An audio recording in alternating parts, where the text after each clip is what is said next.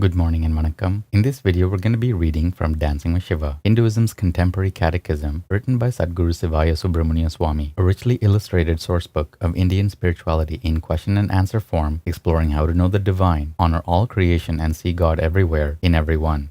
Today's lesson is lesson 21, and we'll begin by reading the caption to the facing image. Brahma, Indra, Vishnu, Devi, Murugan, and other deities have gathered to offer hymns of praise to Shiva, the supreme god, lord and creator, represented only by his hand. Their mounts, Indra's elephant, Durga's lion, and others wait nearby. Lesson 21. Do other gods exist apart from Shiva?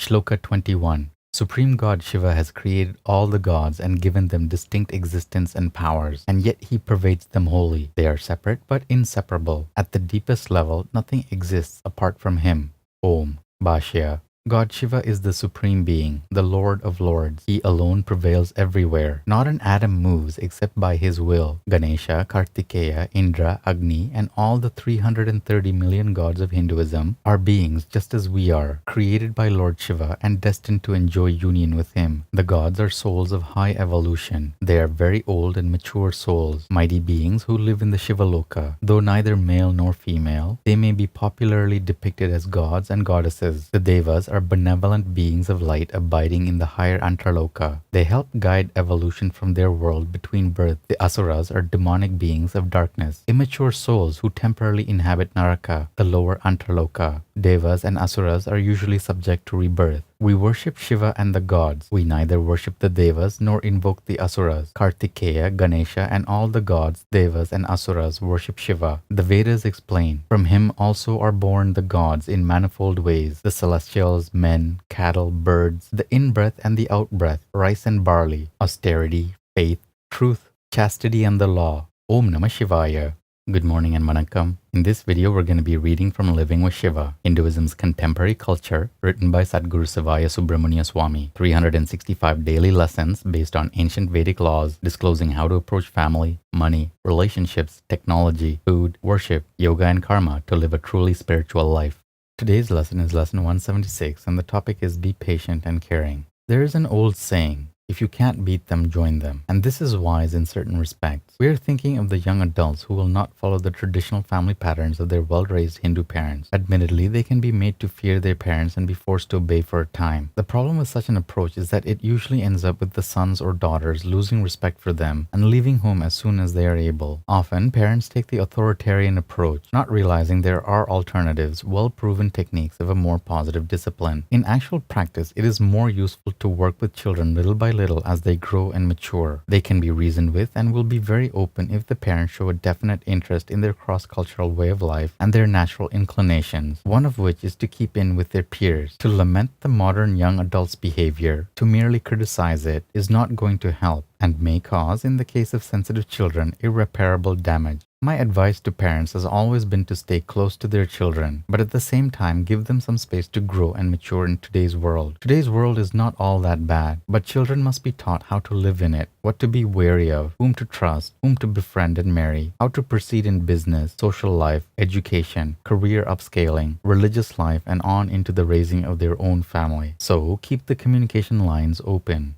True, today's world has its challenges, its temptations and definite drawbacks, but it is today's world and the world of tomorrow. We can't ignore that fact. We cannot recreate yesterday's world or wish for the return of olden days. We have to move forward and teach the children to move the forces of the outside world for a better world in the tomorrows that are to come. So, be wise and pass your deeply profound Hindu culture and wisdom along to the children so they can make proper decisions for themselves. This is what they will do anyway, make their own decisions. So they might as well be trained early on how to do it right. Who better to teach them this than their own parents? True, times have changed and things may never be as they were, but the religious and cultural traditions of the former generation are still valid and must be passed on gently yet firmly to the modern children, educated to think for themselves rather than simply carry out orders from elders. Don't close the doors on them. This will not help society or the family unit, nor will it fulfill the dharma of parenthood. Parents of all ages and all cultures have always worried about their teenagers. So take heart. Don't give up on them. They are the future. Some must learn by their own mistakes, while others, more sensitive, thoughtful, and loving, who are polite enough to at least listen, can learn by the mistakes and successes of their parents. So communicate your wisdom to them. Whether they listen or not makes no difference for the time being. Your message, given with conviction but without anger or resentment, sinks deep into their subconscious mind, making a positive samskara.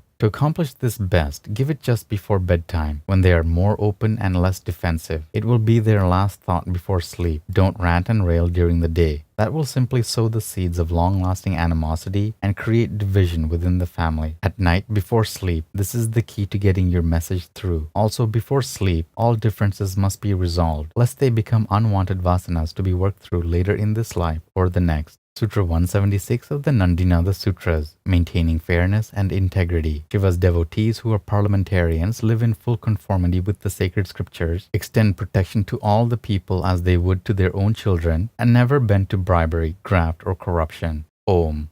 Good morning and vanakkam. In this video, we'll be reading from Merging with Shiva, Hinduism's Contemporary Metaphysics, written by Sadguru Sivaya Subramania Swami. 365 enlightenment lessons from a mystical master, revealing the depths of Raja Yoga, the clear white light, the states of mind, and the ultimate spiritual destiny of every seeker.